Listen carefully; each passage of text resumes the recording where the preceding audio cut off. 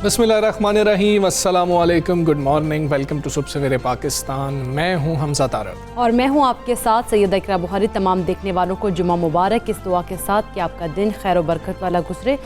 Programme के आगाज़ में जिस तरह से हम कोई जैसे रिसर्च पे आप लोगों के साथ शेयर करते हैं, तो आज एक रिसर्च में आप देख रही थी तो मैंने सोचा कि आपके साथ शेयर करनी चाहिए। स्वीडन के तिब्बी माहिरीन ने एक रिसर्च की, उसमें ये बात उन्होंने कही है कि जिस तरह से दफ्तरों के जो औकात कार हैं 8 से 10 घंटे टाइमिंग्स होती हैं, तो उसमें जो एम्प्लॉयज़ हैं वो बैठकर काम करते हैं बहुत देर तक, और ज़्यादातर डेस्क वर्क होता है। तो उस डेस्क वर्क के दौरान उन्होंने कहा है कि उनके लगातार वो काम करते हैं तो उनको मौका नहीं मिलता कि वो उठकर जाके कुछ अपने आप को किसी और एक्टिविटी में लगा के वापस आएँ। उन्होंने कहा कि अगर कंटिन्यूसली आप काम करते रहेंगे तो उससे जो है बहुत ज़्यादा स्ट्रेस की वजह से आपको डायबिटीज़ हो जाती है, फिर आपको मोटापा हो सकता है, और इसके अलावा जो हार्ट के इशू हैं वो आपके साथ हो सकते हैं। तो इस किस्म के इशू से उन्होंने कहा बचने के लिए ये करें आप लोग कि 30 मिनट के बाद जो है हल्की फुल्की है तो वहाँ बैठे बैठे वर्जिश कर लें, या फिर करें कि वॉक कर लें। हाँ, तेज़ कदमों के साथ वॉक करें, या तो सीढ़ियाँ ऊपर नीचे चढ़ के आए जाएँ। इस किस्म की जो एक्टिविटीज़ करें ताकि हर 30 मिनट बाद, क्योंकि लगातार काम करने से जो है वो ज़्यादा इस किस्म की जो बीमारी है उनका सामना करना पड़ता है फिर उन्हें एम्प्लॉयज़। बिल्कुल ऐसे ही है, और हम आम तौर पर ये समझते हैं कि बैठने से जो है ना सिर्फ मोटापा जो है उसका ख़तरा, मोटापे का ख़तरा बढ़ जाता है। इसी तरह की एक रिसर्च कनाडा के अंदर की गई है, और वो तकरीबन 9.5 साल तक तकरीबन 1,46,000 लोग हैं जिनके का डेटा इकट्ठा किया गया और उनको मॉनिटर किया गया। एक बहुत तवील अरसा है, तकरीबन अगर हम औसतन देखें तो 9.5 साल तक तमाम लोगों को देखा गया, तो वो 60 साल से कम उम्र लोग थे। तो मालूम ये हुआ, वो चेक करना चाह रहे थे कि नौजवान फॉलिज का शिकार क्यों हो जाते हैं, तो उसकी वजह भी यही निकली थी कि वो बैठते बहुत ज़्यादा थे। 150 मिनट तकरीबन आपको कोई फिजिकल एक्टिविटी करनी चाहिए एक हफ्ते के अंदर, मतलब एक हफ्ते में 150 मिनट आपने निकालने हैं, तो आप फिजिकल एक्टिविटी कर रहे होंगे। तो ये जो फॉलिज का अटैक है, साथ ही इस बाकी जो बताई हैं इकरा ने, उसके साथ इसका भी जो है इसके जो इम्कानात हैं वो कम हो जाते हैं। तो चलना फिरना, थोड़ी सी फिजिकल एक्टिविटी करना बहुत ज़्यादा ज़रूरी है। और उसको लिंक किया गया था बहुत वो लोग जो कंप्यूटर के सामने बहुत ज़्यादा बैठते हैं, लैपटॉप बहुत ज़्यादा इस्तेमाल करते हैं, और टीवी बहुत ज़्यादा देखते हैं, कम से कम 8 से 10 घंटे देख रहे होते हैं। तो ये सारी चीज़ें हैं जो मुख्तलिफ ममालिक में रिसर्चेज हो रही होती हैं, हमारी ज़िंदगी पर बहुत गहरा असरात कई चीज़ों के होते हैं और हमें उनका इल्म भी नहीं होता। तो थोड़ी सी चहलकदमी किया। बिल्कुल, ऐसे अगर हम देखा जाए तो हमजा जैसे तुमने बताया कि 150 मिनट हमें एक्सरसाइज वगैरह करनी चाहिए, फिजिकल एक्टिविटीज़ एक हफ्ते में। लेकिन यहाँ पे मेरा तो ख्याल है कि 150 या 50 मिनट भी हम लोग नहीं अपने आप को देते होंगे कि हम फिजिकल एक्टिविटीज। अच्छा, हमारी वॉक बहुत कम हो गई है ना, हमारा मतलब कि हमारी ट्रैवलिंग अब कदमों पे तो उस तरह से रही नहीं है, इस वजह से हमारी वॉक भी बहुत कम हो गई है। पहले लोग चलते थे तो उससे ही बहुत ज़्यादा जो मसाइल हैं वो हल हो जाते थे। आपकी फिजिकल एक्टिविटी के अंदर ही आती है वॉक भी। चलें, थोड़ा सा वक्त अपने लिए निकाला करें। जो मूवीज़ देखते हैं आप, नेटफ्लिक्स देखते हैं, हम क्रिकेट मैच देखते हैं, इतना ज़्यादा टाइम जो है दे रहे होते हैं, उसी दौरान ही फिर कोशिश कर लिया करें कि आप थोड़ी सी वॉक कर लें। बिल्कुल, और जो लोग अगर ऑफिस में जाते हैं वो कहते हैं हमें बाद में टाइम नहीं मिलता, घर आके थक जाते हैं, सो जाते हैं खा पी के, तो अपने लिए टाइम निकालें। उस दौरान भी आप निकाल सकते हैं टाइम, और कुछ जो हिस्सा से हमने रिसर्च में बताया कि 30 मिनट्स के बाद वॉक करें या फिर कोई एक्सरसाइज करें, तो वो चीज़ों को अपनी रूटीन का हिस्सा बनाए ताकि आप अपने आप को हेल्दी रख सकें। बिल्कुल ठीक है, हम उम्मीद करते हैं कि हम सारे ही जो अभी हमने रिसर्चेस 2 शेयर की आपके साथ इस पर अमल कर रहे होंगे, ताकि जो बहुत बुरे असरात आपकी सेहत पे पड़े होते हैं वो ना पड़े। पहले कोरोना वायरस की बात करेंगे, चौथी लहर की बात करेंगे, डेल्टा वेरिएंट की बात करेंगे, जिसकी वजह से मुल्क में सूरत हाल एक मरतबा फिर बिगड़ने लगी है। गुज़श्ता 2 रोज़ के हवाले से हम देखें तो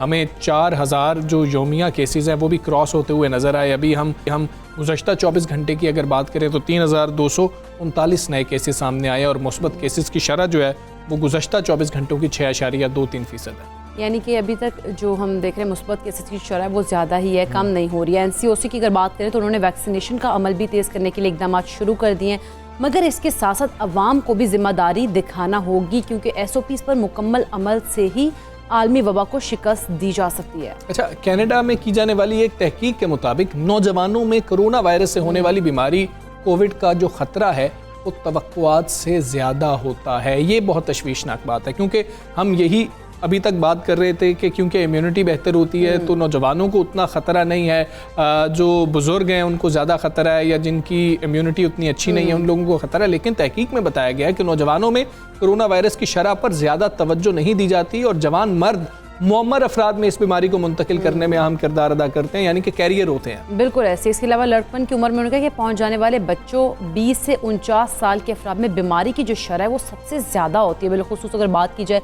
जवान मर्दों की। इसके अलावा उन्होंने कहा है कि बरतानिया में एक रिसर्च की गई है, उसके मुताबिक कहा गया कि कोरोना वायरस के तहफ़्फ़ुज़ के लिए वैक्सीनेशन की अफादियत जो डेल्टा वेरिएंट है उसके खिलाफ 3 माह के अंदर कम हो जाती है। हाँ जी, तजर्बात के बाद अब पता चला है कि कोरोना की इस नई किस्म के खिलाफ फाइजर और एस्ट्राजेनेका वैक्सीन की अफादियत में वैक्सीनेशन के इब्तदाई 90 दिन के बाद कमी आई है। ये दोनों मामलात बड़े अहम मामलात हैं।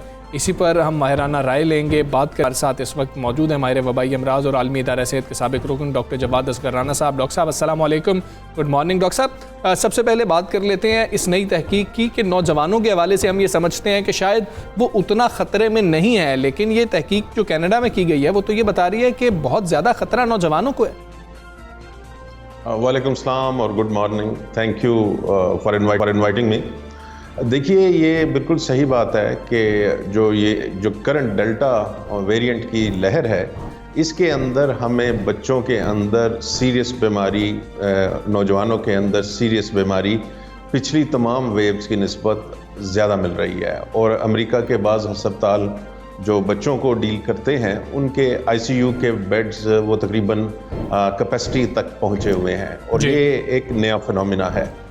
अब इसकी 2 वजह हो सकती हैं। एक तो ये है कि ये इसके अंदर बच्चों और बड़ों के लिए भी ये मोहलक हो गया है, और दूसरी वजह ये हो सकती है कि क्योंकि इतने ज़्यादा लोगों को डेल्टा वेरिएंट हो रहा है, क्योंकि ये 200% ज़्यादा आसानी से दूसरे लोगों को लग जाता है, तो टोटल जो मरीज़ हैं दुनिया के अंदर उनकी तादाद में इजाफा हो गया। तो उसी निस्बत के साथ बच्चे और बड़े भी, नौजवान भी आपको सीरियस बीमारी के साथ मिलना शुरू हो गए। तो ये दोनों चीज़ें इस जो हम फिनोमिना देख रहे हैं उसका रीज़न हो सकती हैं।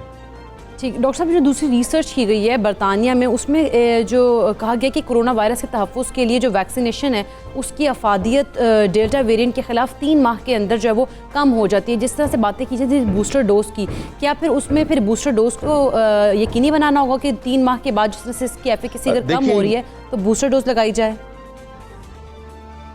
देखिए, ये अभी इस पे तहकीक जारी है और इसमें 2-3 चीज़ें हैं। एक तो ये है कि क्या ये तमाम लोगों की इम्यूनिटी कम हो जाती है 3 माह बाद, या उन लोगों की कम होती है जो ज़्यादा ज़ईफ़ हों, यानी कि 80 साल से ज़्यादा हों, या इम्यूनो कम्प्रोमाइज्ड हों, यानी कि उनका इम्यून सिस्टम किसी वजह से दबाव का शिकार हो। तो इसके ऊपर तहकीक जारी है, और मुख्तलिफ वैक्सीन्स मुख्तलिफ वेरिएंट के मुकाबले में मुख्तलिफ परफॉर्मेंस दिखा रही हैं। कमी ज़रूर हो रही है वैक्सीन की अफादियत के अंदर, लेकिन वो इन्फेक्शन से उतना अगर पहले वो 90% बचा रही थी तो अब शायद वो 60-70% पे आ जाएं या 50% पे आ जाए बचाने पे। लेकिन अभी भी हमें जो जितना अभी तक रिसर्च हुई है उसमें ये है कि गो के बीमारी होने से तो शायद इतना ना बचा सके, लेकिन सीरियस बीमारी और अस्पताल जाना और डेथ से अभी भी इन तमाम वैक्सीन की अफादियत काफ़ी ज़्यादा है। अच्छा डॉक्टर साहब, एक और अहम मामला भी आपने जो सारी गुफ्तगू की इससे फिर जन्म लेता है कि अगर इम्यूनिटी कम हो रही होती है और हम हर्ड इम्यूनिटी की जानिब बढ़ रहे हैं, जैसे जैसे हर्ड इम्यूनिटी की जानिब बढ़ते रहेंगे, जिनको सबसे पहले वैक्सीनेट किया था शायद उनकी इम्यूनिटी ख़त्म होती चली जाएगी, तो हर्ड इम्यूनिटी को हम किस तरह से जो है अचीव कर पाएंगे?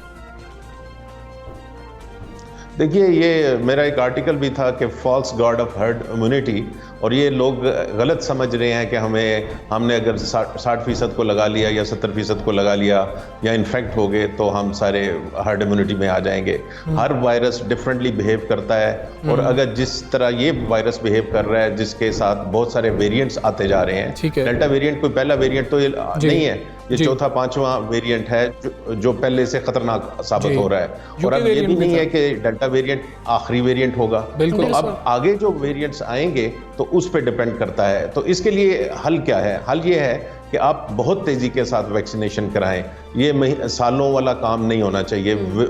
हमारी पेस बहुत बेहतर हो गई है पहले की निस्बत, लेकिन इससे भी दुगनी तिगनी रफ्तार के साथ हमें तेज़ी के साथ अपनी आबादी को वैक्सीनेशन करनी चाहिए। और क्योंकि वैक्सीनेशन जो होती है उसका फ़ायदा एज ए पॉपुलेशन लेवल पे होता है, इंडिविजुअल लेवल पे तो आप देख रहे हैं ब्रेक थ्रू इन्फेक्शन हो रही हैं, लेकिन अगर 70-80% को हम बड़ी जल्दी कर जाएं तो फिर आप बचाव कर सकते हैं काफ़ी हद तक अपना। और इसके लिए सिर्फ आलमी कोऑपरेशन की ज़रूरत होती है, क्योंकि अगर किसी हमारे साथ वाले मुल्क में वेरिएंट बनते जा रहे हैं तो हम कब तक अपनी दीवारें ऊंची कर सकते हैं और किस तरह अपने आप को प्रोटेक्ट कर सकते हैं।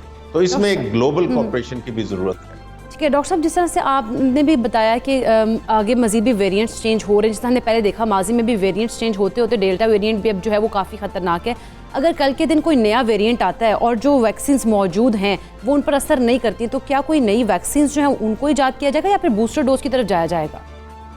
देखिए, इस पे दोनों चीज़ों पे काम हो रहा है। एक तो बूस्टर डोजेस पे काम हो रहा है, और अगर आपको इसका मिसाल देता हूँ, जो फ्लू की वैक्सीन सालाना लगती है तो उसके अंदर यही होता है कि उस साल में वो देखते हैं कौन कौन से नए उसके वेरिएंट्स आ गए, कौन कौन से आ गए, और उस साल की फिर जो डोज वो वैक्सीन आती है वो जो करंट वायरसेस हो रहे होते हैं उनको एड्रेस कर रही होती है। तो इस तरह का फिनोमेना इसके अंदर भी आ सकता है। लेकिन याद रखिए कि जो वैक्सीन्स हैं वो एक हिस्सा हैं आपके दिफा का, सिर्फ उसके ऊपर आप दिफा नहीं है। आप अगर अपनी खिड़कियां दरवाजे खुले रखें, पब्लिक प्लेसेस में मास्क पहने, तो ये आपके लिए वैक्सीन से भी बाज़ दफा ज्यादा बड़ी प्रोटेक्शन आपको प्रोवाइड करते हैं। बिल्कुल ठीक है डॉक्टर साहब, बहुत शुक्रिया आपका। सुबह सवेरे पाकिस्तान से आप बात थे और बिल्कुल दुरुस्त कह रहे हैं डॉक्टर साहब। ये एक मतलब कि कई चीज़ें हैं जो मिला के आपको कोरोना वायरस से जो है महफूज रख रही हैं। उसमें एक चीज़ वैक्सीन है जो कि सबसे पहली चीज़ है, लेकिन मास्क पहनना, सोशल डिस्टेंसिंग रखना, SOPs जो भी वज़ा किए गए हैं उनका ख्याल रखना बहुत अहम है। और कल योम आशूर की वजह से वैक्सीनेशन सेंटर्स बंद थे, लेकिन आज मामूल के मुताबिक वैक्सीनेशन सेंटर्स खुल चुके हैं। आप जाके खुद को वैक्सीनेट करवा सकते हैं। जल्द अज जल्द जाइए और अपने आप को वैक्सीनेट कराइए। अच्छा, आगे बढ़ेंगे और तालीम की बात करेंगे। पाकिस्तान तहरीक-ए-इंसाफ हुकूमत ने एक बड़ा कारनामा सर अंजाम तो दिया, यकसा निसाब तालीम का ऐलान तो किया, मगर ये मामला इतना आसान अब लग नहीं रहा है। पहले भी नहीं लग रहा था, लेकिन सबसे पहले तो सिंध ने इसकी मुखालिफत की और मौक़िफ़ ये अपनाया कि 18वीं आईनी तरमीम के बाद तालीम अब सूबाई मामला है और तो ये हमें ही करने दें तो बेहतर। यही नहीं हमजा, बल्कि निजी स्कूल्स की जो इंतज़ामिया और बाज़ माहिरीन तालीम है वो भी यकसा निसाब के नफाज पर एतराज़ात कर रहे हैं, जबकि कुछ माहिरीन तालीम हुकूमत के फैसले को सही समत की जानिब एक कदम भी करार देने। वफाकी हुकूमत का मानना ये है कि मुल्क में जो मौजूदा तालीमी निज़ाम है वो नाइंसाफ़ी पर मबनी है, जिसमें एक छोटे तबके के लिए ज़िंदगी में आगे बढ़ने के लिए बेशुमार मौक़े हैं। अच्छा, बिल्कुल दुरुस्त बात है। अगर दूसरी जानिब हम देखें ना, सरकारी स्कूलों और मदारिस, वहाँ पर तालीम हासिल करने वाले 75% से ज़ायद बच्चों को आगे बढ़ने में बहुत दुश्वारियों का सामना रहता है, और यकसा निसाब से बच्चे भी, ये वाले बच्चे भी मुकाबले की दौड़ में जो हैं शामिल हो जाएंगी। और ये सवाल भी मतलब ये शामिल हो जाएंगे और ये सवाल भी पैदा होता है कि क्या सिर्फ निसाब यकसा करने से तालीमी मुसावात कायम की जा सकती है या और भी बहुत सी चीज़ें करने की ज़रूरत है? बिल्कुल ऐसी हुकूमत जितना बजट तालीम के लिए मुख्तस करती है, क्या इसमें वो आला मयार की तालीम मुहैया कर सकती है जो बड़े स्कूल्स में दी जाती हैं? इसके अलावा यकसा निसाब से मुतालिक असातिज़ा को बाकायदा ट्रेनिंग देने के लिए साथ साथ तामीरी ढांचे की फराहमी को यकीनी बनाना भी हुकूमत की जिम्मेदारी होगी। अच्छा, एक वीडियो मैंने देखी थी सोशल मीडिया पर, वो एक वालिद साहब हैं और वो ये कह रहे हैं कि मैं हुकूमत का शुक्रिया अदा करता हूँ कि यही किताबें मैं 40,000 में मुझे पढ़ती थी और यही किताबें मुझे बहुत ज़्यादा सस्ती पड़ी हैं और ये यकसा निसाब होने की वजह से मुझे ये फ़ायदा हो रहा है। तो इस तरह की कुछ वीडियो सामने आ रही हैं जिस पर तनकीद भी बहुत ज़्यादा हो रही थी कि शायद ये ऐसा नहीं है, मामलात वैसे नहीं है, पब्लिशर्स को तो अभी तक NOC शायद नहीं मिला। इस हवाले से हम बात करेंगे। माहिर तालीम हमारे साथ मौजूद हैं डॉक्टर आयशा रज़ाक। डॉक्टर आयशा, अस्सलाम वालेकुम, गुड मॉर्निंग। डॉक्टर साहब, यकसा कौमी निसाब, इसके हवाले से हुकूमत भी बहुत ज़्यादा क्लेम कर रही है, लेकिन दूसरी तरफ से भी बहुत आवाज़ें सामने आ रही हैं कि शायद जल्दी में नाफिज कर दिया गया। लेकिन हर चीज़ के मुस्बत और मनफी पहलू होते हैं। आप बतौर माहिर तालीम मुस्बत पहलू क्या देख रही हैं और मनफी पहलू क्या देख रही हैं? अस्सलाम वालेकुम, बहुत शुक्रिया आप दोनों का। अच्छा, जैसे हमसा आप लोगों ने कहा है, कुछ लोग इस पे खुश भी हो रहे हैं और कुछ लोग कह रहे हैं कि ये फ़ैसला शायद बहुत जल्दबाजी में है, और जैसे आपने जिक्र किया कि NOCs का मसला भी नज़र आ रहा है, इम्प्लीमेंटेशन अनइवन नज़र आ रही है, सिंध ऑप्ट आउट करता हुआ नज़र आ रहा है। बहुत पहले से इनफैक्ट उन्होंने तो कह दिया था कि हम इसको उस तरह से नहीं अडॉप्ट करेंगे जैसे बाकियों ने किया है। तो देखिए, मैं मुस्बत की तरफ बाद में आती हूँ, पहले मुझे ज़रा थोड़ा नेगेटिव्स कह लें, या वो चीज़ें जिनमें इम्प्रूवमेंट की ख़ास तौर पे ज़रूरत है, और या फिर दोनों को शायद मिक्स करके जवाब देने दें। मेरे ख्याल में अगर मुस्बत हम इसको बनाना चाहते हैं तो वो हमें दो चार चीज़ें इंश्योर करानी पड़ेंगी। जैसे आपने कहा कि देखें, टीचर ट्रेनिंग के बगैर, टीचर को उस लेवल पे पहुंचाए बगैर कि वो टेक्स्ट बुक और बच्चे के दरमियान ब्रिज बन सके, हम इंश्योर नहीं कर सकते कि किसी किस्म की इम्प्रूवमेंट आएगी। तो देखें, टीचर ट्रेनिंग का एलिमेंट आके जाके बहुत ज़्यादा ज़रूरी होगा। मेरे ख्याल में टीचर ट्रेनिंग पे अभी फ़िलहाल टाइम की कमी की वजह से, ऑल्दो के हमारे पास 3 साल थे, वो उस तरह से नहीं दिया गया, उसको प्रायोरिटाइज किया गया जैसे करना चाहिए था। फिर असेसमेंट और एग्जामिनेशन के फ्रेमवर्क्स पे आपको बहुत काम करना पड़ेगा। आप उनको उसी तरह से टेक्स्ट बुक बेस्ड, रट्टा बेस्ड एग्जाम्स नहीं बना सकते। आपको उन्हें लर्निंग आउटकम बेस्ड एग्जाम बनाना पड़ेगा, ताकि वाकई पता चले कि बच्चों की, जो आप कह रहे थे कि कंसेप्चुअल अंडरस्टैंडिंग होगी इस करिकुलम के थ्रू, वो होनी चाहिए। अच्छा, देखिए, वो आपने वीडियो का जिक्र किया कि वालिद बड़े खुश हो रहे हैं। मैंने भी वो वीडियो देखी है कि जी 800 रुपये में मुझे सेट मिला है, और ये तो बड़ा महंगा होता था। तो देखें, अगर पेरेंट्स ने तालीम का मयार जो है वो टेक्स्ट बुक की कीमत से लगाना है, बजाय कि इसके कि वो ये देखें कि पहले हाँ, तो वो अगर उससे लगाना है तो फिर मतलब टू बैड। आपको अगर यही हमारी यार्ड स्टिक रह गई है तो फिर मैं क्या इस पे कह सकती हूँ। देखिए, इसके मुस्बत पहलू हो सकते हैं मेरे ख्याल में। अगर आप वही बात टीचर ट्रेनिंग के ऊपर तवज्जो दें, ये एक स्टेप हो सकता है उन स्कूलों का मयार बेहतर करने के लिए जो बहुत लो इनकम थे, जो रेगुलेटेड नहीं थे, जो कुछ भी आ रहा था बहुत बुरे पब्लिशर की तरफ से भी लोकल मार्केट में, वो उसको पढ़ा रहे थे क्योंकि वो सस्ती बुक्स थी। वो एक तरह का उनको रेगुलेट करने का ये तरीका बन सकता है। ये मदारिस को थोड़ा बहुत रेगुलेट करने का तरीका बन सकता है, अगर हम ये इंश्योर कर लें कि हम रजिस्टर करेंगे इस तरह के स्कूलों और इस तरह के मकतब्स को, और फिर वहाँ पर इंश्योर करेंगे। देखिए, मदारिस का तो अभी तक आपको पता भी नहीं चल रहा ना, अभी तो प्राइवेट स्कूलों से खबरें आ रही हैं जी। हमें तो अभी तक ये नहीं पता कि मदारिस ने किस एक्सटेंट तक इसको अपनाया है। किसी ने जाके उनकी किताबें या क्लासरूम्स या उनकी टीचर हायरिंग नहीं देखी। तो ये हम बना सकते हैं अगर हम ये वाले स्टेप्स, जिन पे तवज्जो देने की ज़रूरत थी हमेशा से, और हुकूमत के अंदर वो देखें, आप सब ने स्पीच देखी होगी शफकत महमूद साहब की भी, जो इस दफ़ा लॉन्च इवेंट के ऊपर उन्होंने की है। एटलीस्ट आपको जो एक पॉजिटिव चीज़ नज़र आनी शुरू हुई है वो ये है कि ये एक्नॉलेजमेंट है कि this is only the first step. ये सिर्फ एक पहला कदम है। हम आगे ये जो वेरियस कदम हैं, ये टीचर ट्रेनिंग, असेसमेंट और बाकी सबकी रजिस्ट्रेशन, इनके बगैर वो चीज़ अचीव नहीं कर सकते। यकीनन वो चीज़ों को अचीव नहीं कर सकते। लेकिन डॉक्टर आयशा, जिस तरह से अगर बात कीजिए प्राइवेट सेक्टर की, तो उसको क्या एतराज़ात है इस कौमी निसाब के ऊपर, जो यकसा कौमी निसाब है, और क्या हुकूमत की जानिब से उन एतराज़ात को एड्रेस भी किया जा रहा है? एतराज़ात बहुत किस्मों के थे इकरा। इसके अंदर देखें, एक तो वो जो ख़ास तौर पे ये एतराज़ात आपको पता है कि ज़्यादा उन स्कूलों की तरफ से भी आ रहे थे जहाँ पे डर था पेरेंट्स को भी, and for the right reasons. लोग चॉइस करके, पे करके अपने बच्चों को अच्छे स्कूलों में पढ़ाते हैं ताकि कल को बच्चे का मुस्तकबिल वो जितना इंश्योर कर सकते हैं इस मुल्क में रहते हुए वो कर पाएँ। तो उनको डर था कि एक चीज़ जो कि नई है, ये किताबें किसी ने देखी नहीं है, इसकी कोई उस तरह से लॉन्ग टर्म टेस्टिंग या उनकी इम्पैक्ट का हमें नहीं पता, तो एकदम से आप क्यों हमारा सिस्टम चेंज कर रहे हैं, आप हमारी लैंग्वेज भी चेंज कर रहे हैं, आप हमारे आप कह रहे हैं कि NOCs के बगैर बुक्स नहीं वो की जाएंगी। अभी भी मैं आपका प्रोग्राम शुरू होने से पहले PCTV की वेबसाइट के ऊपर जाके जो उनकी अप्रूव्ड मटेरियल्स की लिस्ट है टेक्स्ट बुक की, वो 17 तारीख की मेरे ख्याल में मुहर्रम की छुट्टियों से पहले अपडेट की गई थी। देखिए, चौथी पाँचवीं में बात सही है, सिर्फ एक पब्लिशर के पास साइंस की NOC है और कुछ पब्लिशर 3-4 हैं जिनके पास मैथ की NOC है। आपको ना सोशल स्टडीज़ नज़र आ रहा है, ना इंग्लिश नज़र आ रहा है, ना उर्दू नज़र आ रहा है। साइंस की बुक सिर्फ एक पब्लिशर के पास है। चौथी पाँचवीं पे ये हाल है, तीसरी पे बुक्स की वो नहीं है। तो मेरी कुछ जो स्कूलों से बात हुई है वो कह रहे हैं कि हम इस वक्त वर्कबुक से पढ़ा रहे हैं क्योंकि टेक्स्ट बुक की तो हमारे पास NOC नहीं है। तो वो एतराज़ात ठीक हैं लोगों के अपनी जगह पे, उनको एड्रेस करना चाहिए। लोगों के कुछ एतराज़ात करिकुलम की ऑर्गेनाइजेशन के ऊपर, उसकी प्रोग्रेशन के ऊपर, उसकी क्वालिटी के ऊपर हैं और वो जायज़ है। और अगेन वही वाली बात कि शफकत महमूद साहब ने एटलीस्ट लॉन्चिंग पे तो ये कहा है कि हम फीडबैक ले रहे हैं और हम उसको खुले दिल से देख रहे हैं। और मुझे अंदाज़ा है कि वो ये चाह रहे हैं कि रिवाइज़ करें, लेकिन इट्स अ टफ जॉब कि आपने मिडिल स्कूल के लिए करिकुलम अगले साल के लिए निकालना है और रिविजन भी करनी है और ट्रेनिंग्स भी करनी है। तो अगले 8-9 महीने में ये हो पाता है, ये कहना मुश्किल है ज़रा। अच्छा ठीक है डॉक्टर आयशा, ये भी बताइएगा कि जो रिवीजन अब हमने करनी है, रिव्यू कर रहे होंगे, हम चीज़ों को देख रहे होंगे कि अच्छा अब हमें पिछले साल जो निसाब दिया था उसमें ये मसाइल थे, उनको तब्दील कर लेना चाहिए। तो क्या ये पहले हो जाना चाहिए था या ऐसा ही होता है दुनिया में, निसाब आ जाता है उसके बाद गलतियों की निशानदेही होती है और फिर तब्दीली हो रही होती है?